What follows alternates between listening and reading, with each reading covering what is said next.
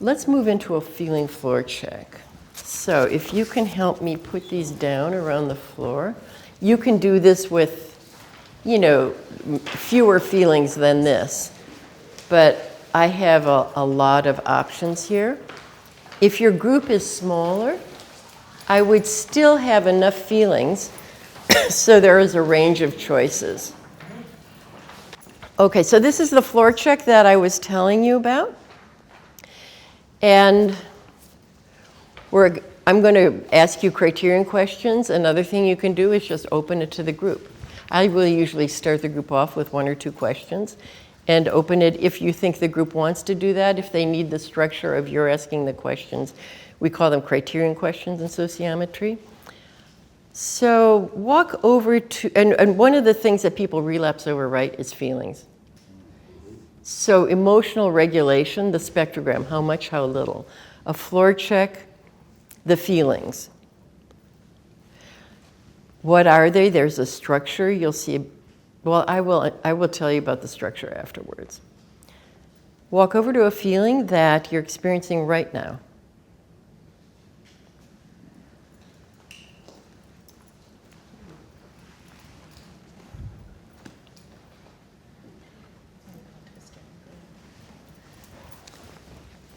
Thank you. Do we have 2 hopefuls? Yeah. Okay, so you're next to a feeling, or in, I think, between feelings? Yeah. Just same popcorn style. I'm standing on and name the feeling so we know where you are, and then a sentence or 2 about why you're standing, why you chose this feeling. I'm standing on anxious because that's just how I've always lived my life, is anxious. Mm-hmm. Thank you. I'm standing over whole because I'm pretty much feeling emotionally balanced. Mostly in balance? Feeling emotionally balanced. In emotional balance? Mm-hmm. Great, thank you. I would have to say I picked this one because I feel blessed. For the first time in my life, I've found recovery, and I learned to not live in my will, but to live in God's will. And it has opened so many doors for me. And just to be here today, I feel blessed. May I ask you to step behind, because that's such a full-bodied share, and just double for more that's going on inside you over this. In my previous life, I have not felt. Here, it's not a story, if I may, not a story, but just an immediate deep in that space that you're already so deeply into. I feel. Yeah. Feel worthy. Thank you. That's beautiful. Okay. And you're standing on introspective, right? Mm-hmm. Anybody else? One more. I feel worried because my dad is getting a pretty intense surgery. He's got other health problems, so, I'm just worried about him. Yeah. So. Carrying it in, right? Thanks for letting us know. Okay, what are feelings, what's a feeling that you don't like feeling, that you block when you're feeling it?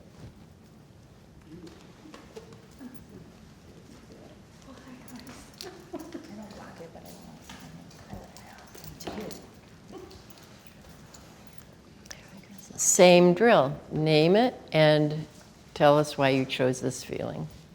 I chose angry because I don't like feeling angry. It's something I feel throughout my whole body, and sometimes it scares me, Yes, and it's a good, because we can see on your body that a little bit of rocking and the destabilization of feeling angry. May I ask you to stand behind yourself and just a little more eye on that feeling when I feel angry? Eye. I feel scared when I'm angry Keep going. because I don't trust myself. 1 or 2 more sentences.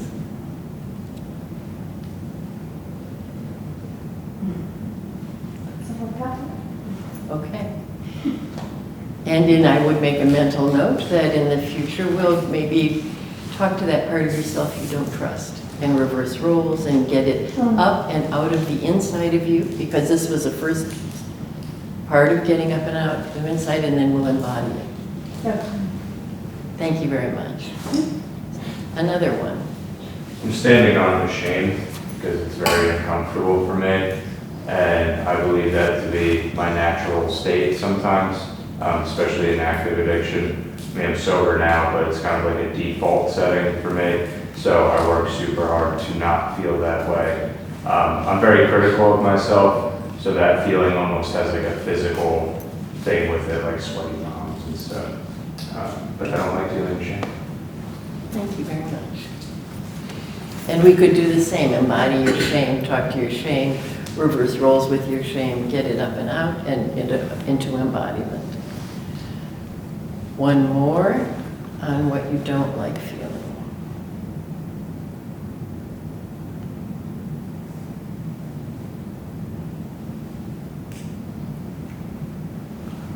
I don't like feeling depressed because of the opportunities that I've blown, and keep having to rebuild my life over and over again.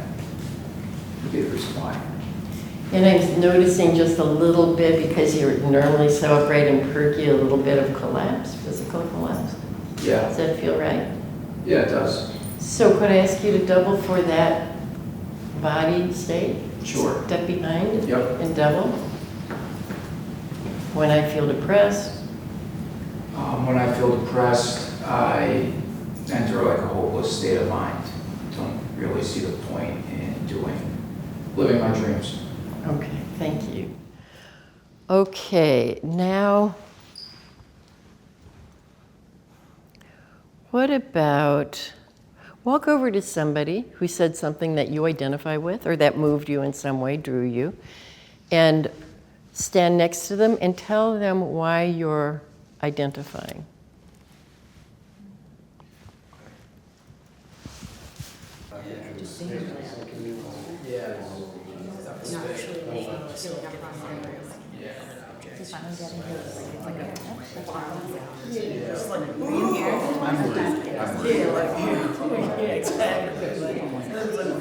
I would say that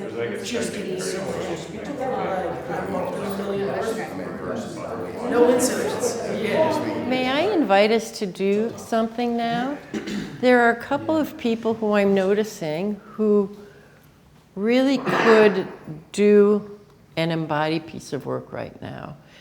May I look at you? What I'm noticing is your body states are very different. From a very confident, upright guy to when you talk about these deeper feelings, your whole body changes. So I'm, as a therapist, curious to explore that, and there is no better way to explore it than to bring that conversation out into the open, which gets it up and out of yourself, and that in itself is healing. And then the reversal of roles becomes shape-shifting. So would you all be game to see how you would add a role play to this, to floor checks? Yeah. Okay. For Dave specifically? Would that be okay, Dave? Yeah. Okay, I'm just seeing it. Sure. Okay, and we'll need 2 chairs. So should we, could you guys grab 2 chairs and just bring them face to face? So this is a 12-step floor check. The idea of it to be, to let people engage with their fears around the steps or their desires around the steps. You could do the same thing with the AA promises or the 12-step promises. You can do the same thing with any subject you want to turn into a floor check. First thing is invite the group. So I'm inviting you to walk over, and let's start with a positive. Walk over to a step that attracts you right now, that draws you for any reason. Or it can draw you. It doesn't even have to be positive. It can just draw you for any reason.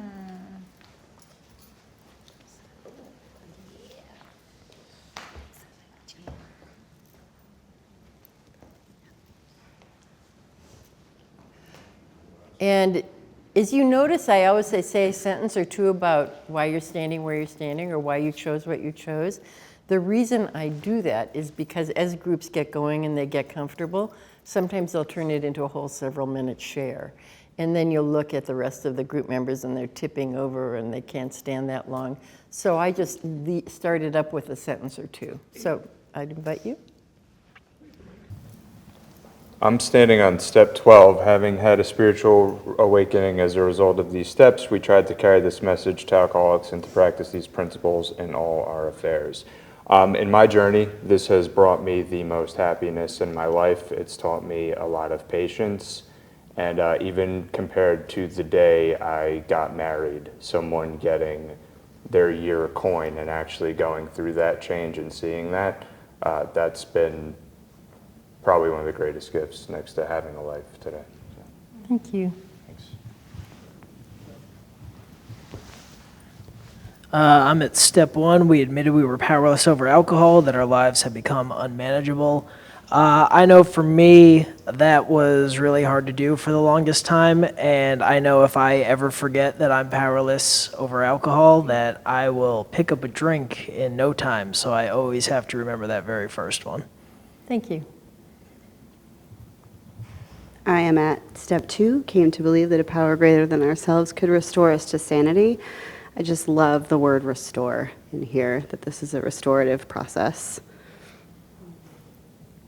I am also at step 2, came to believe that a power greater than ourselves could restore us to sanity, because it makes me feel comforted that there's a higher power in my life that is trying to bring me peace and purpose and not destruction. I'm at step 2 also. Came to believe that a power greater than ourselves could restore us to sanity, because before working this step for the first time, I didn't even understand that all the things I was doing before that was insane. I chose step 3, made a decision to turn our will and our lives over to the care of God as we understood Him. And I really like this because I think of a lot of like freedom, and I don't have to do this alone, and I can't do this alone. I need help. Do we all have to go? Anybody else? It's okay. We can. Do you want? Let's try another question. A step that you feel some anxiety around.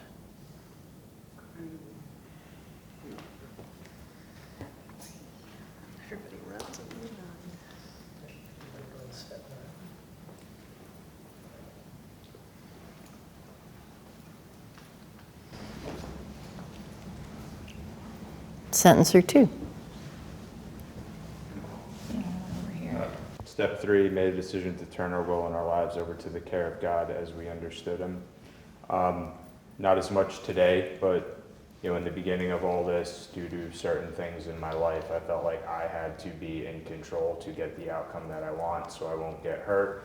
And in other aspects of my life, I felt God dealt me a not so nice hand of cards. And yeah, sometimes I do struggle with this, like why me or why not me, instead of saying like thank you. So. Thank you. I'm scooching in. I'm on step 9, made direct amends to such people wherever possible, except would do so injure with them or others. I have a lot of wreckage I need to face, a lot of people that I've hurt that I need to make amends to, especially family members. And I have to face a lot of anxiety over properly making those amends with action, not just with like an apology. Thank you. I'll share.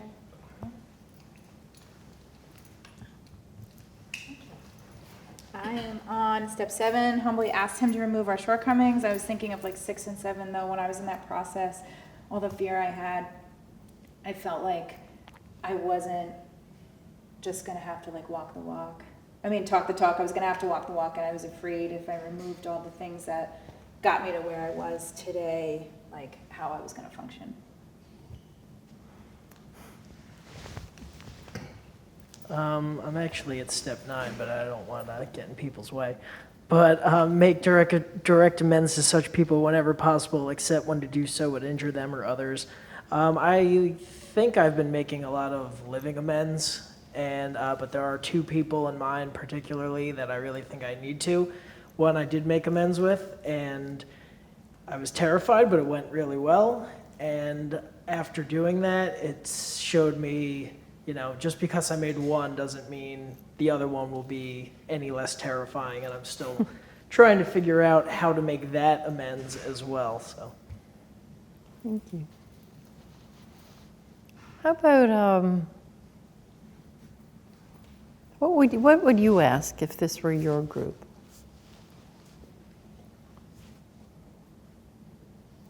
I think maybe which step, if you have experience in 12-step programming before, have you gotten to and stopped? Great question. Go for it. Answer that question, please. What if you've done them all and haven't stopped? I'll put myself as a guest. Okay, you need to move to where your answer is. All of you?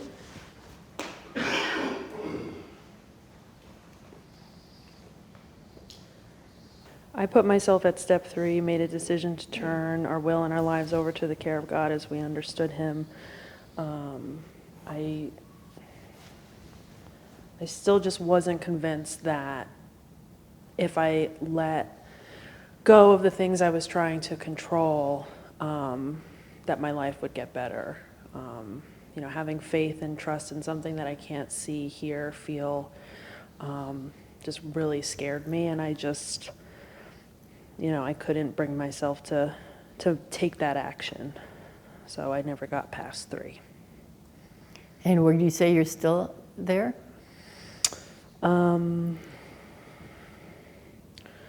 As me, I think 3 is one of the most important steps. And I think having a connection with a higher power and making that decision on a daily basis is one of the most instrumental, crucial things that I can do for my recovery. But that doesn't mean that I can't backslide. And when I need to protect myself, I'm like, I got it. I can handle it. I can take control. Do you want to see how you would do a soliloquy with a floor check? It's the one thing I haven't shown you yet. Soliloquy is a sort of a Hamlet moment. It's a psychodrama technique, and you can use it if you're in a drama where the protagonist seems frozen. You might say, let's just do a little walk and talk together.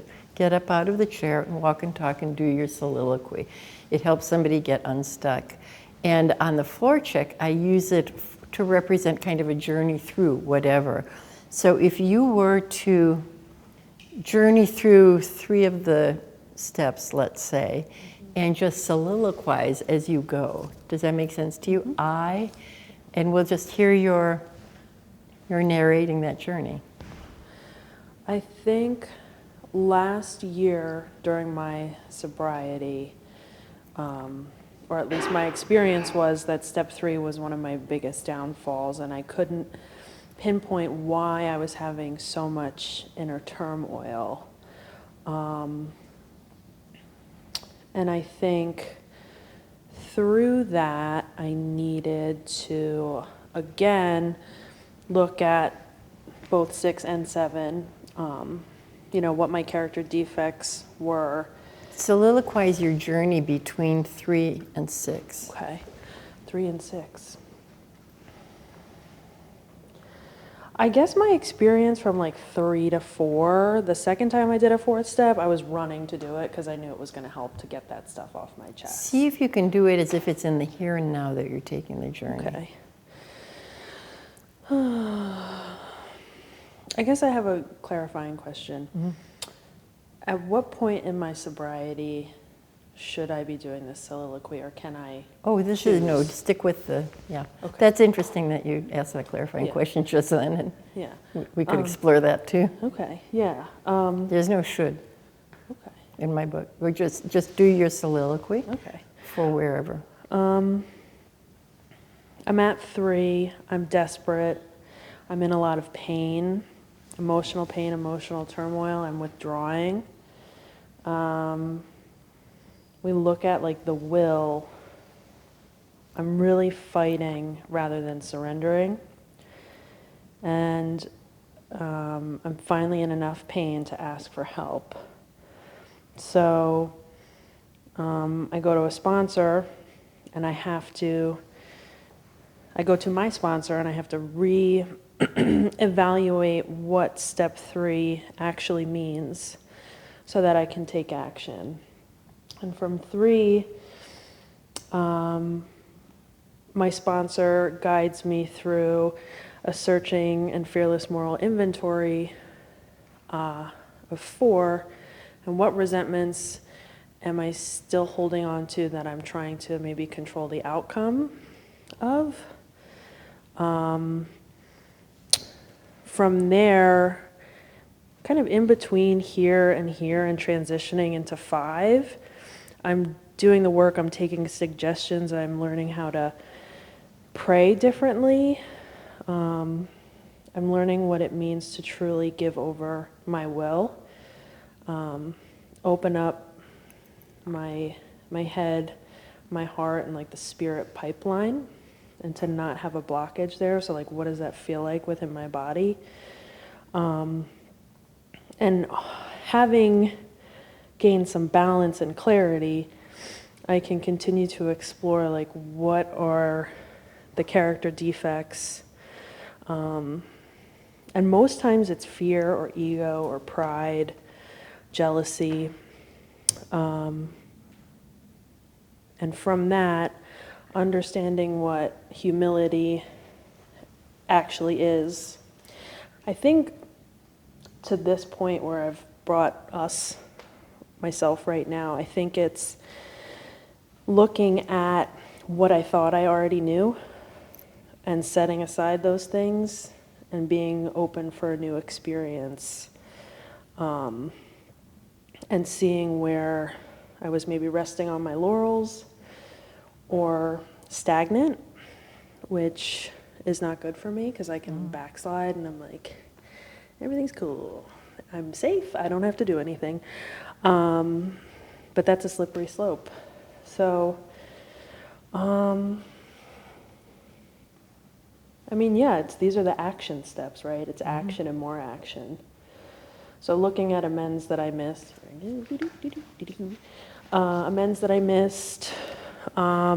ones I maybe didn't realize, or ones that like I don't have to look at right now. You know, it's about keeping myself safe until I can do that. Taking action, humility, putting my guilt and my shame aside, and you know, again, just redefining like what it is that I have to do to stay sober.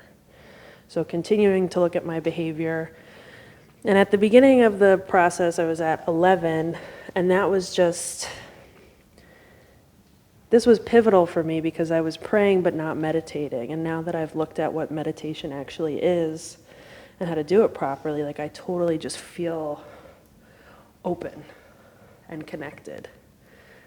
And it was that moment of like, oh, okay, that's why, like the instructions are both. And this is what it's supposed to feel like. But if I had kept my ego at the forefront rather than asking for help and being open and humble, I would have regressed instead of grown, which makes me more effective to be helpful to others, which is, like was shared earlier, just like the bee's knees, like the best thing in the whole wide world. Beautiful. So, thank you. Beautiful. Beautiful. Should we ask one more question? What step do you long to get to? What step do you long to get to?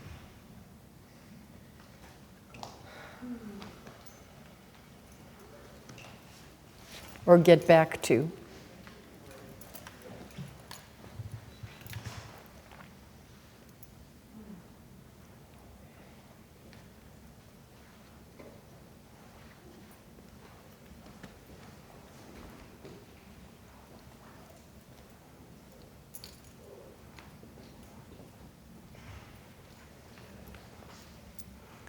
Okay. Just share? Sentence or two? Step one. My first work on this step, it was all about the drugs. It was about the substances.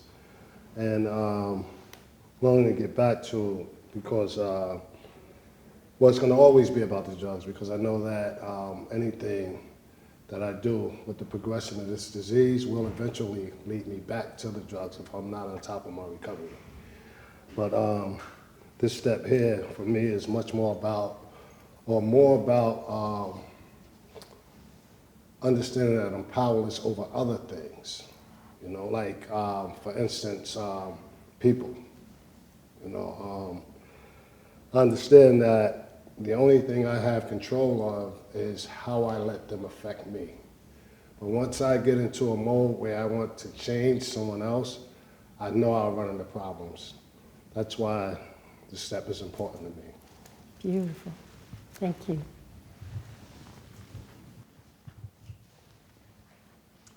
I'm at step 4, made a searching and fearless moral inventory of ourselves. I just think that's something we should go over every day because, you know, you never know how you're going to affect other people from day to day, hour by hour, week to week. And I just think that's always really important to be aware of how you're affecting others. And, you know, the way you affect others is how they're going to affect you. So it's this cycle. And, yeah, we may not always be at our best 100%, but even if we can't be, it's always good to recognize when we can and can't be. So I think that's extremely important day in and day out. Beautiful, thank you. One more.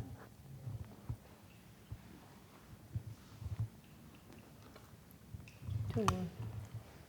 I would have to say one. Like, I have to agree with it not being about the drugs and the drinks so much anymore.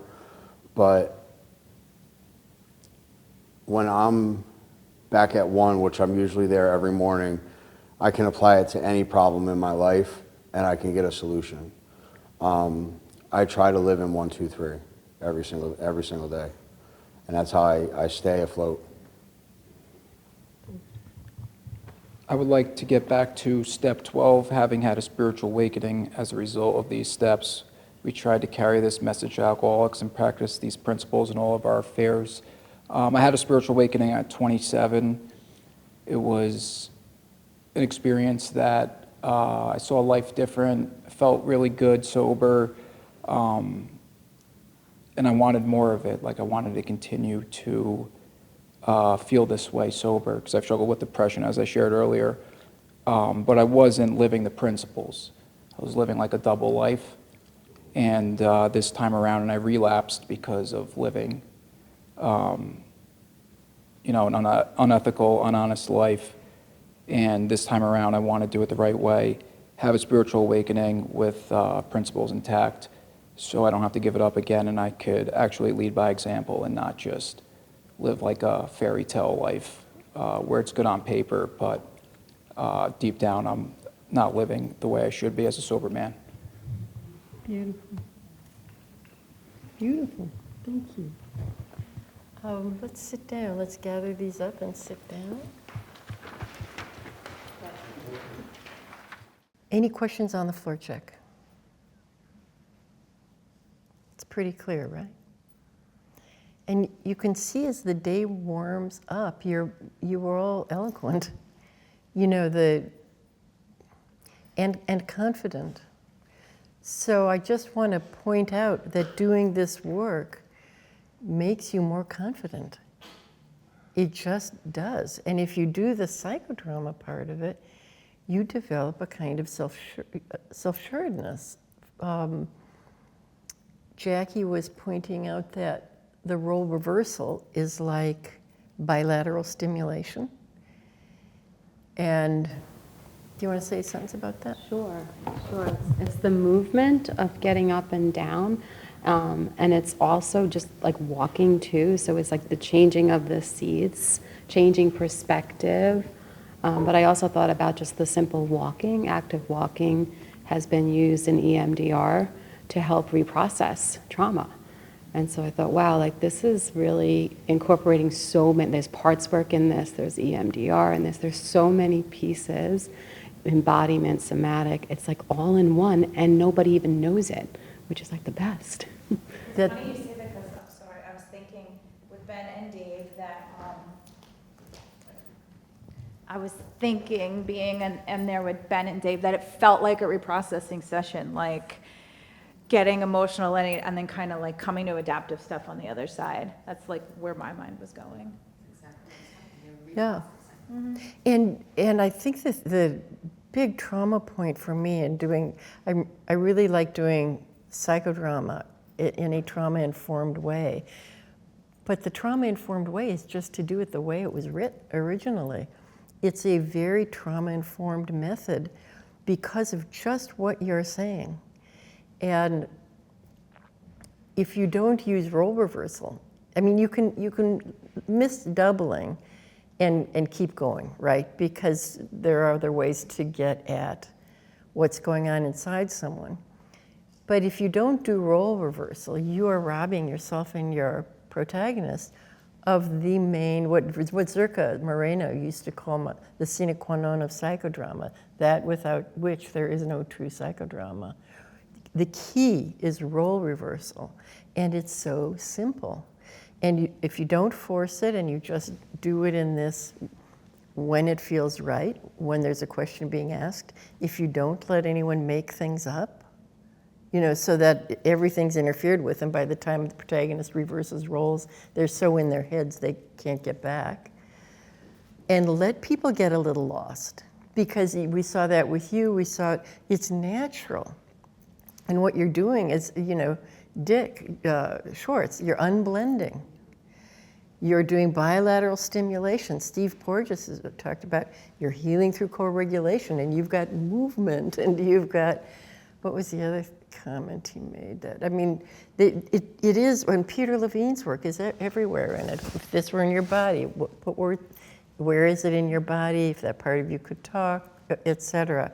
So, and this is top down and bottom up, which I love because we do need words. We do need to understand, and we love that. We are story makers by nature. But if we're stuck in the story, then we're where who was saying, we're living an inauthentic life. I can't remember who was saying that, but we're just, I think you were saying that. We're living inauthentically. We're not, and then there's, it's not just there's relapse, there's emptiness, there's a sense of meaninglessness, there's a false safe functioning, and that we learn in our family systems when we put on a face that is more acceptable, that gets more approval than being our genuine selves. And then we go through life longing for approval. And I long for this to be in school systems. Children long to be themselves. And everything in the school system is evaluating them and telling them who to be and who not to be, all of that. So trauma-informed, just keep in mind the role reversal and understand what is happening. Keep your interpretation to a minimum. Rely on techniques, not interpretation, because when you interpret for the protagonist and tell them what they're feeling or tell them what they should be feeling, you're usurping the stage from them. And Moreno said the stage is enough. If you can understand that and know that giving a protagonist the stage on which they can meet themselves and others from their life, you are giving them life. You're giving them the opportunity to choose and to this bilateral stimulation, you know, and this differentiation that happens naturally. We get very blended in dysfunctional families. We get blended in life, but particularly when there's dysfunction. And fawning is such a part of the family dynamic. So just going back and forth starts to unblend you organically. There's so much that happens if you just follow the yellow brick road, you know?